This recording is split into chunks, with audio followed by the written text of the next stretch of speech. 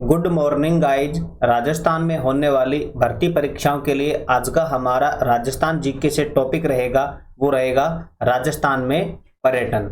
इस टॉपिक को हम नवीनतम नीति और इसके नवीनतम आंकड़ों के साथ कंप्लीट करेंगे। तो चलिए बिना देरी किए हुए स्टार्ट करते हैं।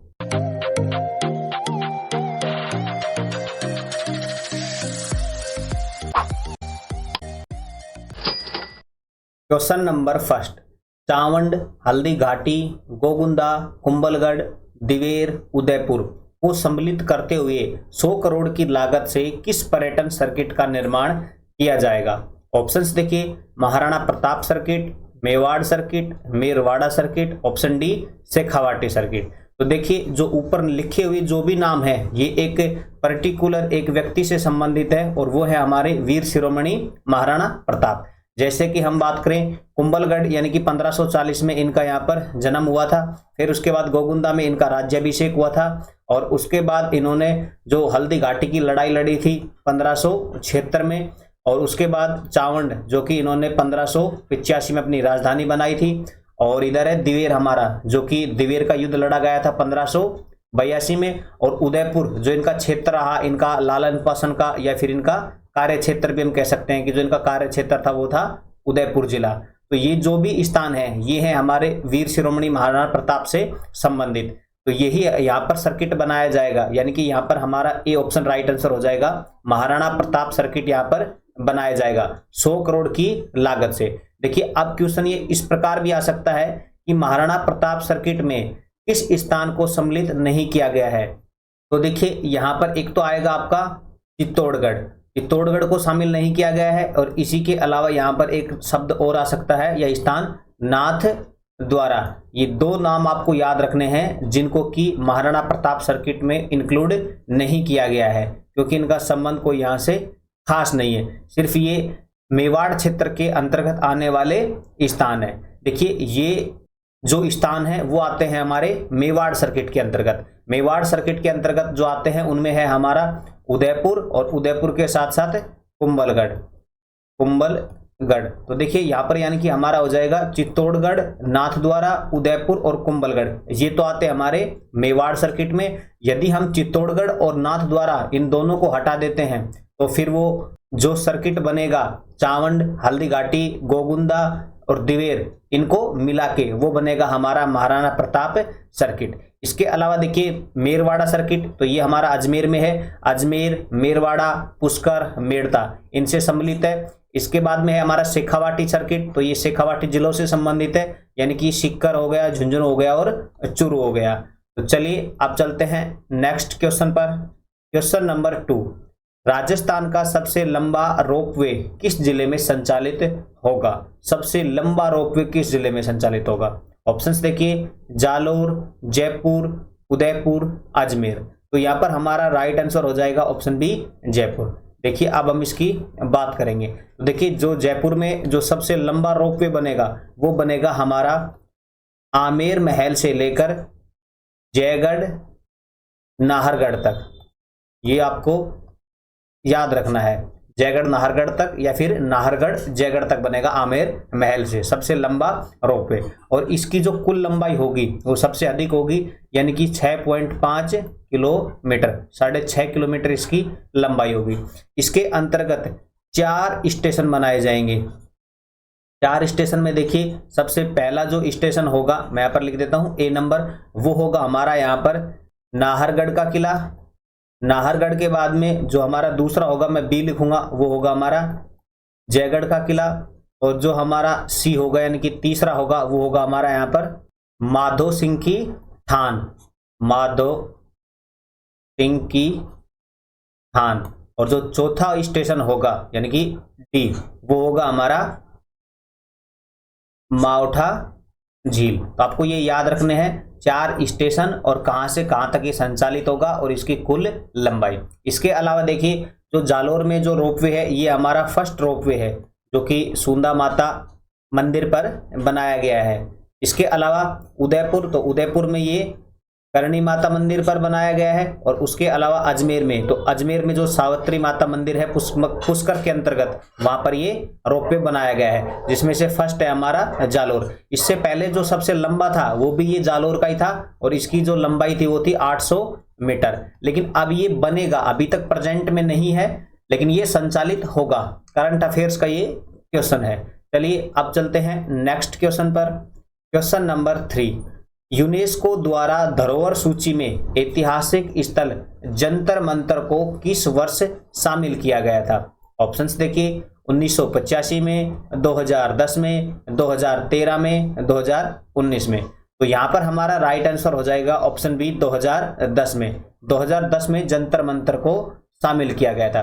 देखिए, सबसे पहले राजस्थान की जिस प्राकृतिक धरोहर को प्राकृतिक धरोहर सूची में शामिल किया गया था उसका नाम है केवलादेव घना पक्षी विहार, और उसे किया गया था 1985 में। इसके बाद 2010 में किया गया जंतर मंतर को, और इसी के साथ एक नृत्य है हमारा, वो है हमारा काल बेलियाई नृत्य। इसको भी 2010 में ही इंक्लूड किया गया था विश्व धरोहर सूची में, और इसकी जो मुख्य नर्तिका थी वो थी गुलाबो देवी। कई बार क्वेश्चन आता है राजस्थान जीके से कि गुलाबो देवी का संबंध किस नृत्य से है, तो वो है कालबेलियाई नृत्य। इसके बाद देखिए 2013, तो 2013 में राजस्थान से 6 किले इनको विश्व धरोहर सूची में शामिल किया गया था। इनको आप इस प्रकार याद रखेंगे ट्रिक से। वो ट्रिक है हमारी, देखिए सबसे पहले गाजर, चीकू, आम, इनसे हमारे 6 जिलों के नाम हो जाएंगे। गा से होगा हमारा गागरोन, जैसे होगा हमारा जैसलमेर, और रैसे होगा हमारा रणथंबोर। और उसके अलावा जो चीकू है तो ची से हो जाएगा हमारा चित्तौड़गढ़, और कू से होगा हमारा कुंभलगढ़।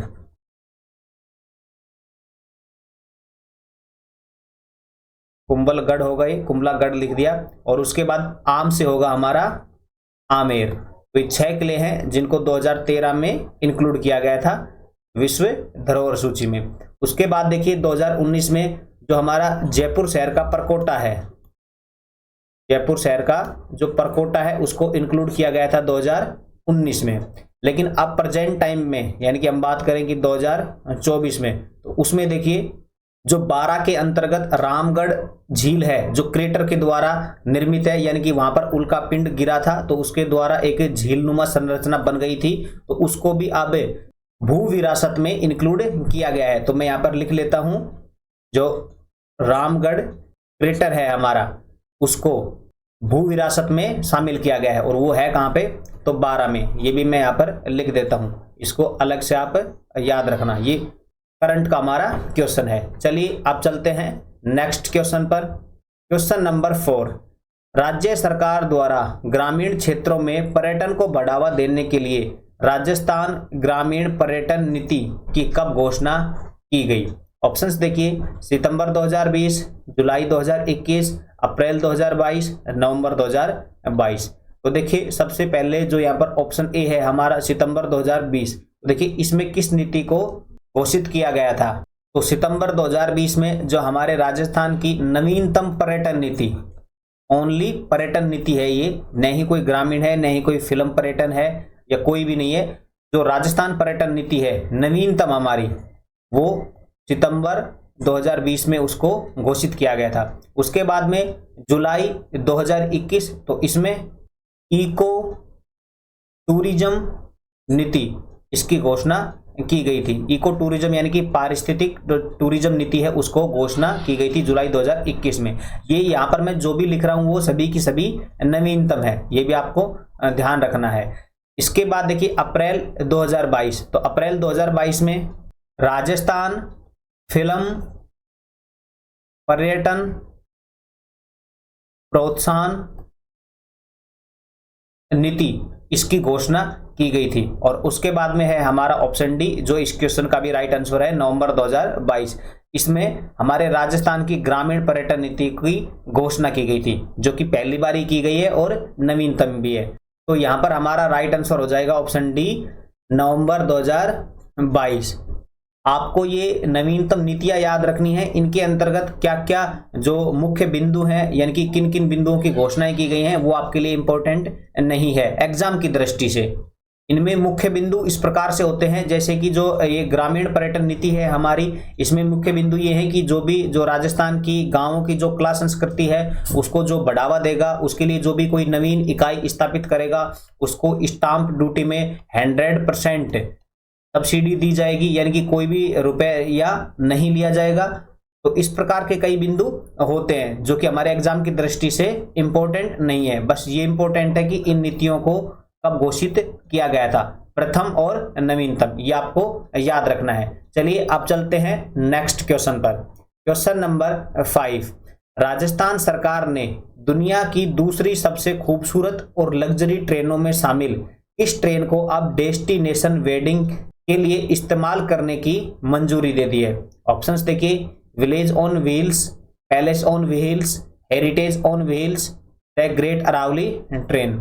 तो यहां पर हमारा राइट आंसर हो जाएगा option B, palace on wheels. और इसकी जो राजस्थान में शुरुआत है सबसे पहले वो हुई थी 1982 में, ये शुरुआत है। और इसे जो खिताब दिया गया है वो दिया गया है दुनिया की दूसरी सबसे खूबसूरत और लग्जरी ट्रेन का। और अब इसे जो हमारी राजस्थान सरकार है प्रेजेंट टाइम में, उसने अब इसे डेस्टिनेशन वेडिंग के लिए इस्तेमाल करने को मंजूरी दे दी है। पहले इसमें हम सिर्फ सवारी कर सकते थे, बैठ सकते थे, लेकिन अब हम इसमें डेस्टिनेशन वेडिंग के लिए भी इसे यूज कर सकते हैं। और इसमें हम इसी के साथ साथ प्री वेडिंग शूट और पोस्ट वेडिंग शूट ये दोनों भी करा सकते हैं।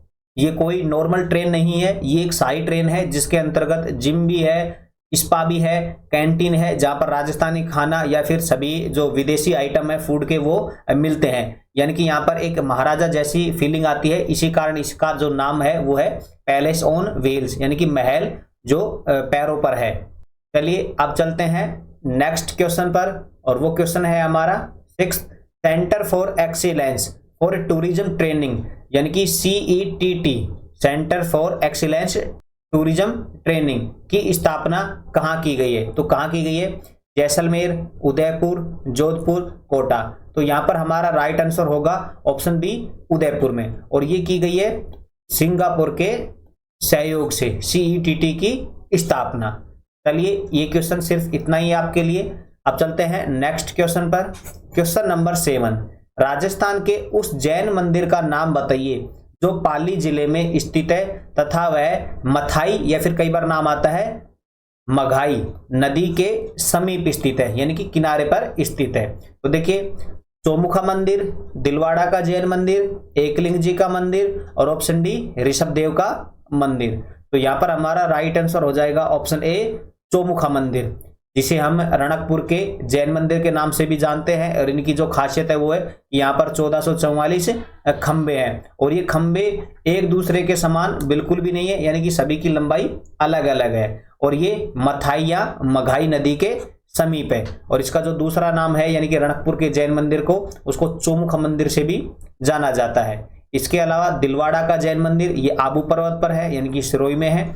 और एकलिंग जी का मंदिर और ऋषभदेव का मंदिर ये हमारा उदयपुर जिले में है। चलिए अब चलते हैं नेक्स्ट क्वेश्चन पर। क्वेश्चन नंबर 8, राज्य में स्थित पर्यटन मरु त्रिकोण में शामिल जिले हैं। मरु त्रिकोण में कौन से जिले शामिल हैं? तो देखिए मैं आपको बता देता हूं, राज्य में हमारे 2 ही त्रिकोण हैं, एक तो है मरु त्रिकोण और दूसरा है हमारा स्वर्णिम त्रिकोण। ये 2 त्रिकोण हैं। तो देखिए, जो मरु त्रिकोण के अंतर्गत जो जिले हैं उनमें है हमारा जैसलमेर, बीकानेर और जोधपुर, यानी कि हमारा राइट आंसर होगा ऑप्शन सी, जैसलमेर, बीकानेर और जोधपुर। ये तो है मरु त्रिकोण में इंक्लूड। इनके अलावा देखिए, ये ही सेम जिले हैं जिनमें से एक जिले का अंतर है, और वो जिला है हमारा बाड़मेर। यदि हम बाड़मेर को इंक्लूड कर दे जैसलमेर और जोधपुर के साथ, तो ये जिले हो जाएंगे हमारे सीज, SEE और जेड, सीज में शामिल। ये क्वेश्चन आता है राजस्थान जीके से, सोलर एनर्जी एंटरप्राइजेज जोन में शामिल जिले कौन कौन से हैं? तो जैसलमेर, बाड़मेर, जोधपुर तो है सीज क्षेत्र में शामिल, जबकि जो मरु त्रिकोण में शामिल हैं उनमें से है जैसलमेर, बीकानेर और जोधपुर शामिल। इसके अलावा देखिए जो स्वर्णिम त्रिकोण है उसमें जो हमारे जिले हैं उनमें से एक ही जिला हमारे राजस्थान का है, वो है हमारा जयपुर। तो जो स्वर्णिम त्रिकोण है इसमें से दिल्ली, जयपुर और आगरा, देखिए यहाँ है हमारा दिल्ली और यहाँ है फिर हमारा जयपुर और यहाँ है हमारा आगरा, इनको जोड़ा गया है आपस में और उसका नाम रखा गया है स्वर्णिम त्रिकोण। तो देखिए दिल्ली से जब जयपुर जाते हैं तो बीच में आता है एक तो हमारा सरिस्का और दूसरा आता है बैराट, तो ये दो आते हैं, तो इनको भी यहाँ पर विकसित किया जाएगा। इसके अलावा जब जयपुर से आगरा जाते हैं तो जो राजस्थान के जो स्थान है उनमें से एक तो है हमारा मेहंदीपुर, बालाजी और जो दूसरा है वो है हमारा केवलादेव, घनापक्षी विहार, इनको भी विकसित किया जाएगा क्योंकि ये चारों ही स्थान राजस्थान में है और जो जिला है हमारा वो है हमारा जयपुर। चलिए अब चलते हैं नेक्स्ट क्वेश्चन पर। क्वेश्चन नंबर 9, भारत सरकार की प्रसाद योजना के तहत किसका चयन किया गया है? पुष्कर अजमेर का, सरिस्का अलवर का, रणकपुर पाली का, रणथंभौर सवाई माधोपुर का। तो देखिए इस क्वेश्चन का राइट आंसर हो जाएगा ऑप्शन ए, पुष्कर अजमेर का। देखिए ये केंद्र सरकार की एक योजना है प्रसाद योजना, इसमें जो भी धार्मिक स्थल है या जो भी तीर्थ स्थान है उसको विकसित किया जाना है। तो इसमें हमारे राजस्थान का सिर्फ एक ही स्थान इंक्लूड किया गया है और वो है पुष्कर अजमेर, जो कि एक धार्मिक स्थान है। चलिए अब चलते हैं नेक्स्ट क्वेश्चन पर। क्वेश्चन नंबर 10, पर्यटन को उद्योग का दर्जा देने वाला राजस्थान देश का प्रथम राज्य किस वर्ष बना? तो देखिए सबसे पहले हम बात करेंगे इसकी सीरियल वाइज जो पर्यटन है राजस्थान में उसकी। तो देखिए जो राजस्थान में पर्यटन है सबसे पहले इसका निदेशालय था, कोई अलग से विभाग नहीं था। तो सबसे पहले जो इसका निदेशालय था और वो बना था 1955 में। उसके बाद में इसका अलग से एक विभाग बनाया गया, पर्यटन विभाग, उस विभाग की स्थापना की गई 1956 को। उसके बाद में इसमें और अधिक सुधार किए गए और आरटीडीसी की स्थापना की गई और वो आरटीडीसी उसकी स्थापना की गई 1978 में, 24 नवंबर 1978 को। Rajasthan tourism development corporation, Rajasthan पर्यटन विकास निगम, इसकी स्थापना की गई थी 24 नवंबर 1978 को। और इसका जो कार्य स्टार्ट हुआ था आरटीडीसी का वो हुआ था 1 अप्रैल 1979 को, कार्य आरंभ, यानी कि इसने कार्य शुरू किया था 1979 को आरटीडीसी ने। उसके बाद में इस पर्यटन को उद्योग का दर्जा दिया गया 1989 में, यानी कि 1989 में 4 मार्च को। तो ये हमारा क्वेश्चन का राइट आंसर हो जाएगा ऑप्शन सी, 4 मार्च 1989। और इसी के बाद में इस पर्यटन को और अधिक प्रोत्साहन करने के लिए हमारे राजस्थान में एक योजना चलाई गई, उसका नाम है पेइंग गेस्ट योजना, यानी कि होम स्टे जो योजना कहते हैं हम जिसे, रुपए दो और रुको। तो उसको संचालित किया गया था 27 सितंबर 1991 में। ये रही हमारी राजस्थान में पर्यटन की, यानी कि कैसे कैसे इसका विकास हुआ राजस्थान में। एक बात और, जो पर्यटन को राजस्थान में उद्योग का दर्जा दिया गया वो दिया गया था मोहम्मद यूनुस समिति की सिफारिश पर। तो मैं यहाँ पर लिख देता हूं, मोहम्मद यूनुस समिति की सिफारिश पर पर्यटन को उद्योग का दर्जा दिया गया था 1989 में।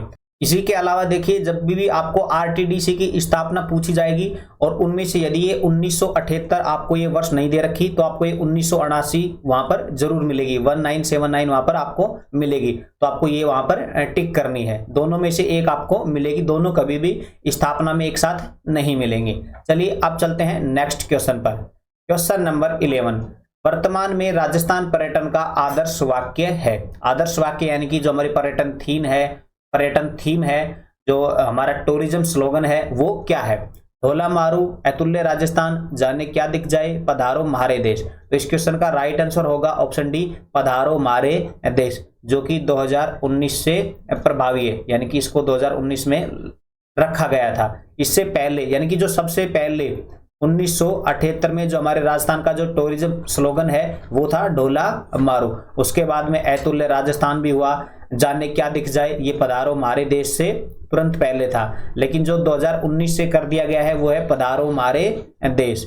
इससे पहले ये पधारो हमारे देश 1993 में भी इसको लागू किया गया था, 93 से लेकर 1998 तक। और उसके बाद में फिर रंगीला राजस्थान भी हमारा जो राजस्थान पर्यटन है इसका आदर्श वाक्य रहा। लेकिन हम ऑल ओवर बात करें कि जो प्रेजेंट टाइम में है वो है हमारा पधारो मारे देश 2019 से। चलिए अब चलते हैं नेक्स्ट क्वेश्चन पर। क्वेश्चन नंबर 12, राज्य में स्टैचू ऑफ पीस यूनिटी कहाँ है? उदयपुर, पाली, बीकानेर, गंगानगर। तो यहाँ पर हमारा राइट आंसर होगा ऑप्शन बी पाली। जो शांति की मूर्ति है हमारे राजस्थान में वो है पाली जिले में। तो इस क्वेश्चन का राइट आंसर हो गया ऑप्शन बी पाली। चलिए इस टॉपिक से हमारे इतने ही इंपॉर्टेंट क्वेश्चन थे। मिलते हैं नेक्स्ट वीडियो में। वीडियो आपको कैसी लगी कमेंट में हमें जरूर बताएं।